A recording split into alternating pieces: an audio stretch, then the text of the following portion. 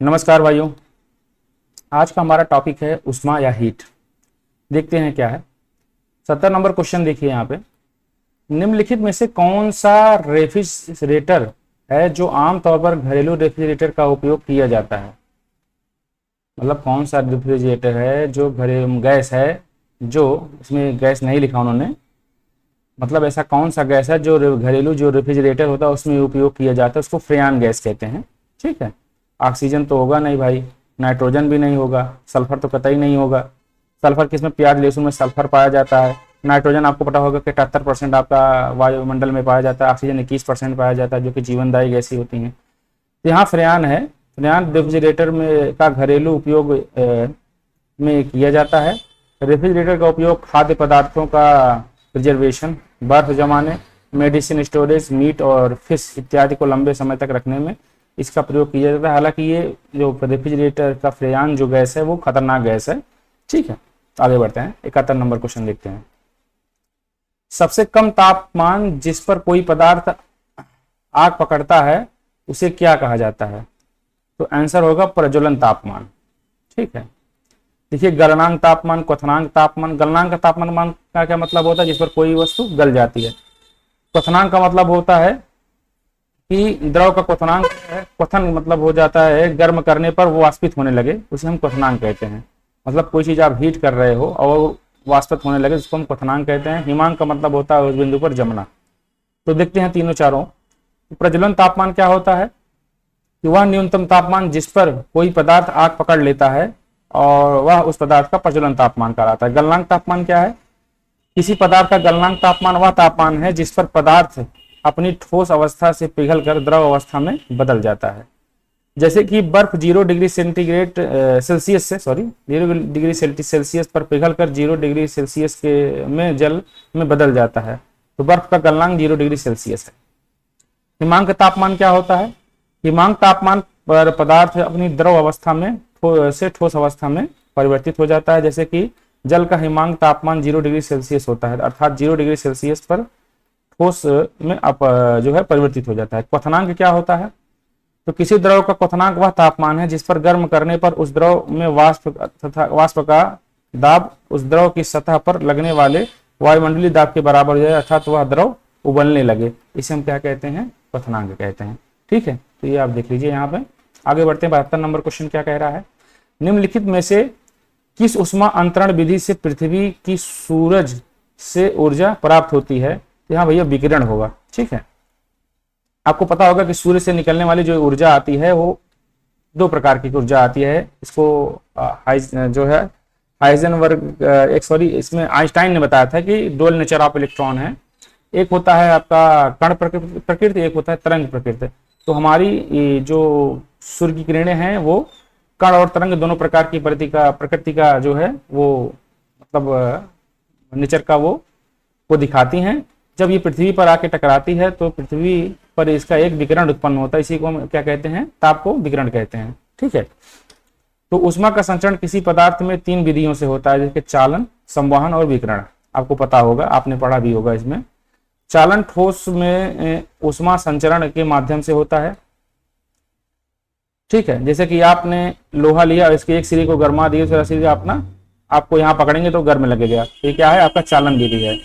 इस विधि में ठोस पदार्थ के अणु बिना अपना स्थान छोड़े उष्मा के अणु एक दूसरे से स्थानांतरित होते हैं, मतलब एक दूसरे को गर्मी देते हुए जाते हैं बिना अपना स्थान छोड़े। ठीक है।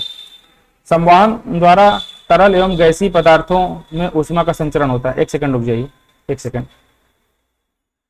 चलिए शुरू करते हैं, क्योंकि बहुत ज्यादा आवाज आ रहा था बाहर तो हमने बंद किया।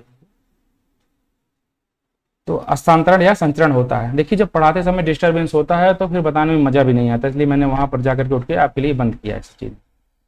इस विधि में जब गर्म अणु अपना स्थान छोड़ने लगते हैं तो उनका स्थान ठंडे अणु ले लेते हैं। सपोज डेट आप एक बीकर में, ठीक है, पानी रखिए और यहाँ नीचे जो है मफल से आप उसको गर्म करना स्टार्ट कर दीजिए भट्टी से। ठीक है। तो यहाँ आप देखेंगे जो गर्म होता है, गर्म हवा ये ऊपर की तरफ जाने लगती है, ठंडी हवा नीचे की तरफ आने लगती है। वही ये बता रहा है। इसी मेथड को हम क्या कहते हैं, ऊपर जाना, फिर वहां से भाप से बन के संघनन होकर के ठंडा होना। इसी क्रिया को हम क्या कहते हैं, जो है संवहन विधि कहते हैं। वर्षा वर्षा वाला जो मेथड होता है इसी विधि से होता रहता है। विकिरण द्वारा, अब आपको पता होगा प्लेट प्लेट विवर्तन की सिद्धांत में जब आप पढ़ेंगे तो उसमें जो एनर्जी जो होती है ऊपर से नीचे की तरफ जिस प्रकार से आती है उसी मेथड से होता है, वहां पे आपको बताया जाएगा ये। विकिरण द्वारा ऊष्मा का संचरण के लिए किसी माध्यम की आवश्यकता नहीं होती। जब विकिरण चलता है तो ऊष्मा के चलने के लिए कोई आवश्यकता नहीं होती है।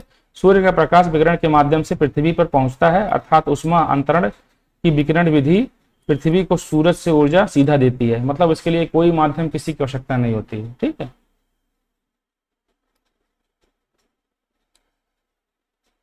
जब जल जमता है तो इसका घनत्व क्या होता है, बढ़ जाएगा भाई। जब देखिए जल जब जम जाएगा तो उसके अणु जो होंगे वो नीचे एक तरफ एक दूसरे की तरफ जो होंगे घनिष्ठ हो जाएंगे। ठीक है, जब जल जमता है तो उनके घनत्व का क्या प्रभाव पड़ता है, तो जब हम जल को हीट करते हैं, आप समझ लीजिए, तो पहले 4 डिग्री सेल्सियस तक तो जल का घनत्व बढ़ता है, फिर गिरना स्टार्ट हो जाता है। ठीक है, तो हीट करने पर तो 4 डिग्री सेल्सियस पर तो बढ़ेगा, उसके बाद घटना स्टार्ट हो जाएगा। तो यहाँ पर आंसर क्या होगा आपका, घटता है। जब जल जमता है तो उसका घनत्व घट जाता है तथा आयतन बढ़ता है। ठीक है भाई, जब आपको पता होगा कि जब आप एक बोतल में पानी लेके, ठीक है, रखते हैं और जब इसमें बर्फ जम जाता है, देखते होंगे बर्फ अगल बगल भी जमा हुआ है, बोतल के बाहर भी, ढक्कन के बाहर भी निकल जाता है। इसका मतलब हीट करने पर जो होता है, सॉरी ठंडा करने पर क्या होता है, जल के आयतन में प्रसार होता है। और द्रव्यमान बराबर आपने पढ़ा होगा, मास बराबर होता है आयतन गुणे डेंसिटी के। ठीक है, अब वॉल्यूम को आप इस तरफ ले जाएंगे तो मास अपान वॉल्यूम इज इक्वल टू हो जाएगा डेंसिटी। अर्थात जब आयतन बढ़ेगा आपका, ये इंक्रीज करेगा, ये घनत्व तो क्या होगा, घटेगा। ठीक है, लेकिन यहां पर देखिए जब घनत्व तो घटेगा तो द्रव्यमान भी घट जाएगा। ठीक है, तो यहां पर ये सी आंसर है। उसके बाद यहाँ क्वेश्चन देखिए, एक सेकंड मिटा देते हैं इसको, ज्यादा सही रहेगा।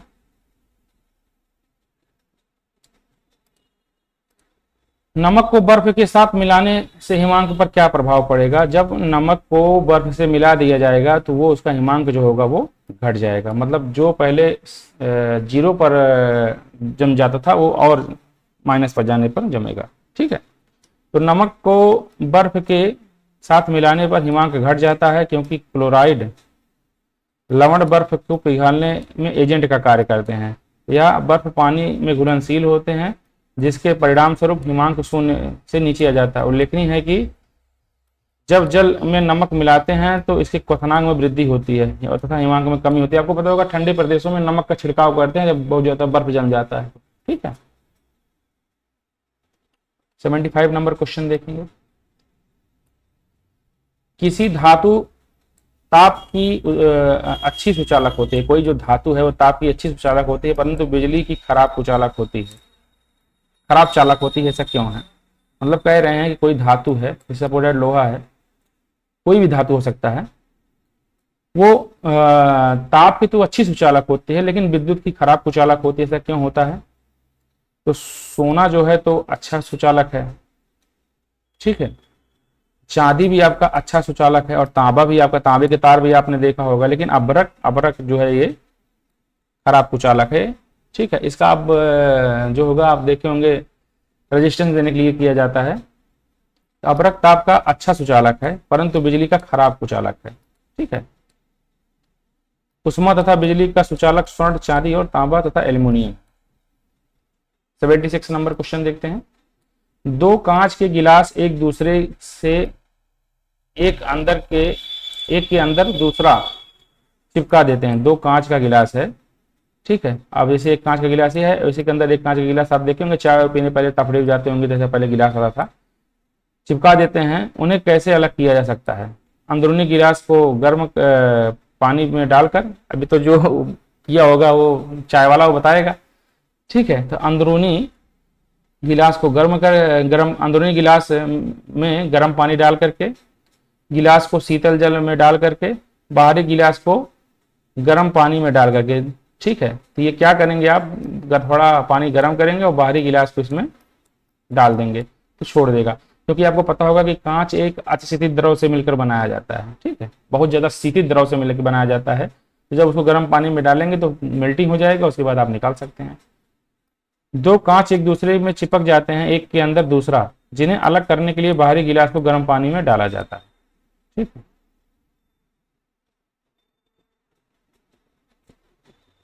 यहां पर देखिए बर्फ की गुप्त उष्मा कितनी कही गई है, तो 80 कैलोरी प्रति ग्राम होती है। ठीक है।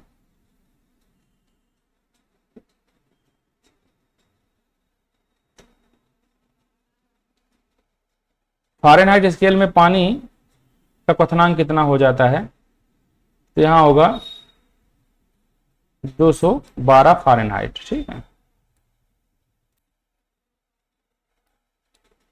इसका एक क्वेश्चन होता है शायद C/5 इक्वल टू F/-32/9, ऐसे कुछ होता है ना। ठीक है। ये देखिए जल का हिमांक क्या है, सेल्सियस पैमाने पे 0 डिग्री सेल्सियस, फ़ारेनहाइट पैमाने 32 फ़ारेनहाइट और केल्विन पैमाने पे 273। ठीक है। अब इसमें देखिए जल का क्वथनांक क्या होगा, तो 100 डिग्री सेल्सियस पे जल उबलने लगेगा, 212 फ़ारेनहाइट पर उगलेगा और 373 केल्विन पर उगलेगा। देखिए 373 केल्विन का क्या मतलब होता है कि देखिए परम शून्य ताप जो होता है वो होता है -273 केल्विन। ठीक है। 0 डिग्री सेल्सियस को अगर हम केल्विन में बदलने हैं तो जो कितना जीरो होगा, मतलब जितना सेल्सियस होगा, जैसे 100 डिग्री सेल्सियस पे पानी उबल रहा है, इसमें आप 273 जोड़ देंगे, ये बन जाएगा आपका 373 केल्विन में आपका इसका पैमाना आ जाएगा। ठीक है। ये बर्फ की गुप्त उष्मा जो है 80 कैलोरी है, 540 किसका है बताइएगा, मुझे याद नहीं आ रहा है इसमें, लेकिन बता देता, ये भी आप इसको देख लीजिएगा, जल की शायद में भी गुप्त उष्मा होगी ये। 79 क्वेश्चन देखते हैं। स्वस्थ मनुष्य का तापमान कितना होता है, तो यहाँ होगा 37 सेंटीग्रेड। एक स्वस्थ मनुष्य का तापमान 36.9 या 58.6 फ़ारेनहाइट होता है। यदि शरीर का तापमान इससे कम होता है तो आदमी बीमार, कम या ज़्यादा होता है तो बीमार पड़ जाता है। यदि शरीर का तापमान अर्थात 37 डिग्री को केल्विन में बदलेंगे तो 273 और 37 को जोड़ देंगे। ठीक है। तो ये हमारा जो उष्मा का टॉपिक है ये खत्म हो गया। बहुत ज़्यादा इसमें क्वेश्चन नहीं थे, बहुत ज़्यादा एलिब्रेशन किया गया था। जल की गुप्त उष्मा आप हमें कमेंट में बताइए क्या होती है, हालांकि मैंने लगा दिया है, शायद वही है, भूल नहीं रहा हूं तो। और एक क्वेश्चन और है कि किस तापमान पर 0 डिग्री सेल्सियस और फ़ारेनहाइट बराबर होते हैं। ठीक है, बताइएगा। ऑप्शन दे दे रहा हूँ, 37 डिग्री सेल्सियस और 30 डिग्री सेल्सियस, 5 डिग्री सेल्सियस या नन ऑफ दीज। ठीक है। तो कल हमारा जो होगा वो प्रकाश का टॉपिक होगा और प्रकाश को लेकर के हम आगे बढ़ेंगे। इसमें काफी क्वेश्चंस हैं, देखते हैं कहाँ तक है ये। जल्दी से जल्दी इसको खत्म करें, उसके बाद आपका विद्युत आ जाएगा यहाँ पे। ठीक है। विद्युत के बाद और कौन सा टॉपिक है आपका, फिजिक्स में चुंबकत्व है। ठीक है। प्रमुख वैज्ञानिक आविष्कार हैं, इसके बाद शायद में भी खत्म हो जाएगा। विद्युत के बाद खत्म है, रसायन विज्ञान आपका स्टार्ट हो जाएगा। तो यार टॉपिक नहीं, मैं एक एक टॉपिक लेकर के चल रहा हूँ जिससे कि आपका कॉन्सेप्ट भी थोड़ा बहुत क्लियर हो। नहीं तो पता लगा मैं आपको प्रश्न कराते हुए भाग जाऊँ और कोई मतलब नहीं रह जाए, चाहे तो मैं भी आपको प्रश्न करवा सकता हूँ। ठीक है, थोड़ा बहुत बताने का प्रयास करता हूँ। ठीक, नमस्कार।